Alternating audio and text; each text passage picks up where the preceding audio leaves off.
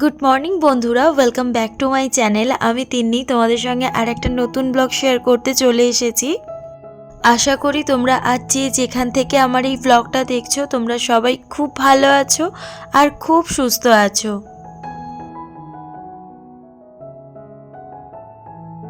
আর আজ সকাল 10টা থেকে ব্লগটা শুরু করলাম। আশা করব ব্লগটা তোমাদের ভীষণ ভালো লাগবে।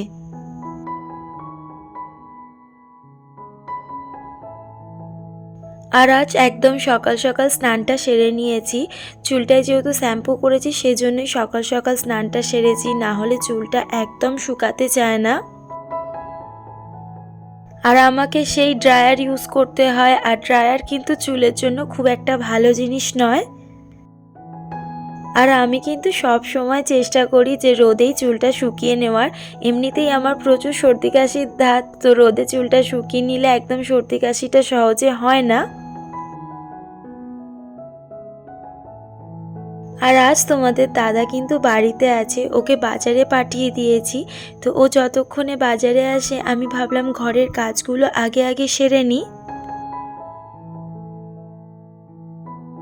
আর এমনি আজ একটু কাজ বুঝে করতে হবে, আজ পরস্পর অনেকগুলো আমার কাজ আছে। আর আজ আমাদের বাড়িতে কয়েকজন গেস্ট আসবে, তো তাদের জন্য রান্নাবান্নাও করতে হবে। তো তার আগে ভাবলাম ঘরের সমস্ত কাজগুলো সেরে নিই। আর গেস্ট এসে যাওয়ার পর তো আর ঘরদোরগুলো গুছানো যাবে না, আর তারাই বা কি মনে করবে, তো সেজন্যই সকাল সকাল কিন্তু আজকের আমি ঘরদোরটা আগে আগেই গুছিয়ে নিচ্ছি।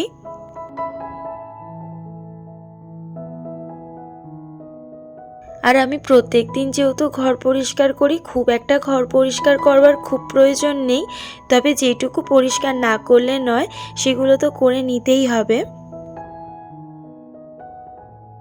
আর বাইরের যখন মানুষজন আসে তখন যেন মনে হয় একটু বেশি করে ঘরটা পরিষ্কার করি, তারা যেন একটুও কোনো খুঁত বার করতে না পারে।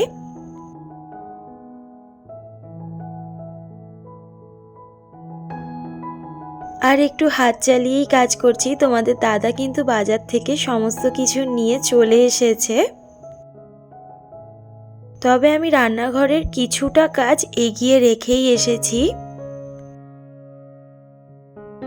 আর স্নান করতে যাওয়ার আগে অনেক কাজ করে ফেলেছি, যেমন ভাতও হয়ে গেছে আর সমস্ত সবজি কেটেও রেখে এসেছি, শুধু গিয়ে রান্নাটা করলেই কিন্তু হয়ে যাবে। আর আমি যেহেতু প্রত্যেক দিন মোছামুছি করি না, সেই জন্য কিন্তু ঘরে খুব একটা নোংরা নেই। হালকা করে ডাস্টিং করছি, সমস্ত পরিষ্কার হয়ে যাচ্ছে। আর ঘরটা ঝাড় দিয়ে কিন্তু রান্নাঘরে চলে যাব।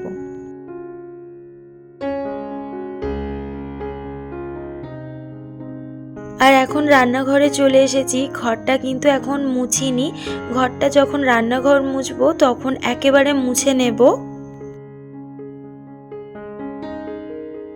কেননা এখন যদি আমি ঘর মুছতে যাই আরও অনেকক্ষণ সময় লেগে যাবে, আর এদিকে রান্নাগুলো না বসালেই নয়। আর যেহেতু বাড়িতে অতিথিরা আসছে, একটু তো বেশি করে রান্না করতেই হবে। তো প্রথমেই কিন্তু আমি পাঁপড়গুলোকে ভেজে তুলে নিয়েছি। আর এখানে আমি আলু কেটেই রেখে গিয়েছিলাম, একটু আলু ভাজা করব। আর এক সাইডে কিন্তু ডালটা সেদ্ধ বসিয়ে দিয়েছি, আর ডালটা হতে অনেকক্ষণ সময় লাগছে বলে আমি আবার ডালটাকে প্রেসারে দিয়ে দিলাম একটু তাড়াতাড়ি সেদ্ধ হওয়ার জন্য। আর আলু ভাজার মধ্যে সামান্য একটু পোস্ত ছড়িয়ে দিয়েছি, এটা কিন্তু খেতে ভীষণ ভালো লাগে। আর আজ আমি দুদিকেই কিন্তু কড়া বসিয়ে দিয়েছি।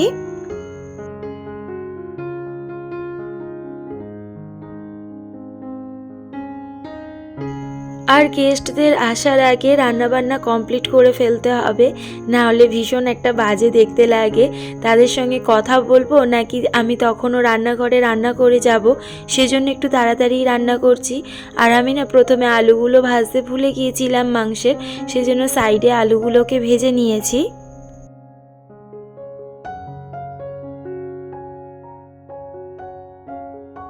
আর ছোট কড়ায় ডাল হয়ে গেছে, তো সেই জন্য এখানে বাঁধাকপিটা করে নিচ্ছি।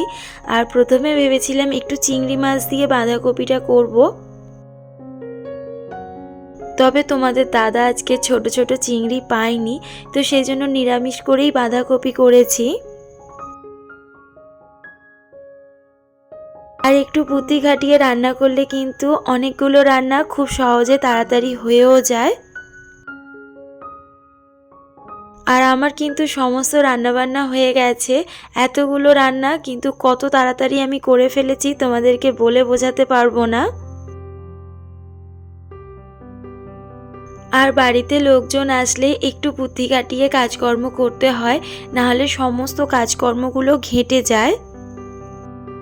আর যদিও একা সংসারে সব সময় বুদ্ধি লাগিয়েই কাজ করতে হয়। আর এখন আমি সবাইকে খেতে দিয়ে দিয়েছি, আর আমিও নিজে যদিও খেতে বসে যাব এবারে।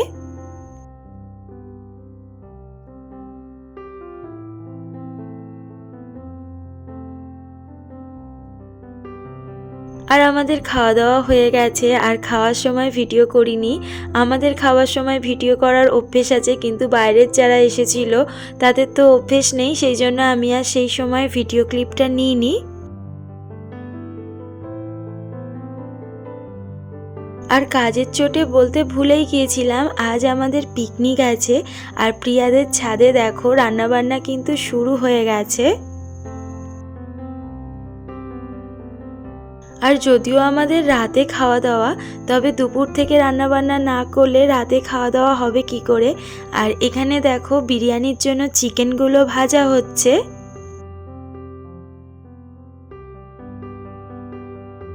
আর এখানে আমিও কিন্তু চলে এসেছি, আর পিকনিকের কতদূর কি হয়েছে দেখবো বলে। আর এখানে এসে আমি আবার চিকেনগুলো একটু ভাজাভাজি করতেও শুরু করে দিয়েছি।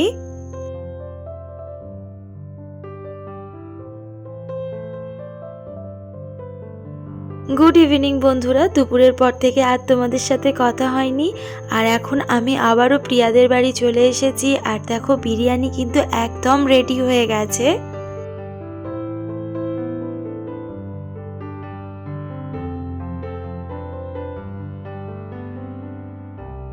আর এই পিকনিকটা কিন্তু প্রিয়াদের ছাদেই হচ্ছে, আর ভীষণ মজাও লাগছে। আর একসঙ্গে আমরা সবাই রয়েছি।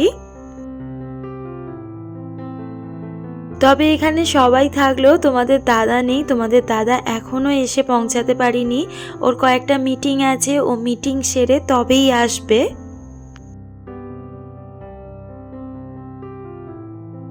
আর দেখো এখানে বিরিয়ানি কাটানো হচ্ছে, আর বিরিয়ানির সেন্টটা কিন্তু দারুণ হয়েছে, খুব সুন্দর খেতে হয়েছে বিরিয়ানিটা। আর এখানে দেখো অনেক কেউই খেতে বসে গেছে।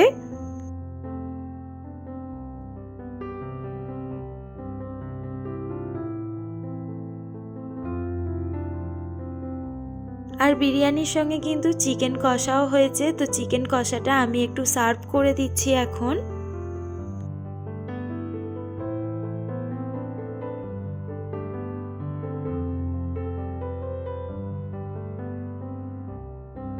আর দেখো অনেকক্ষণ বাদে তোমাদের দাদা এই মাত্র এসে ঢুকলো, তো এবারে আমরাও খেতে বসে যাব। ওর জন্যই এতক্ষণ আমরা সবাই ওয়েট করছিলাম।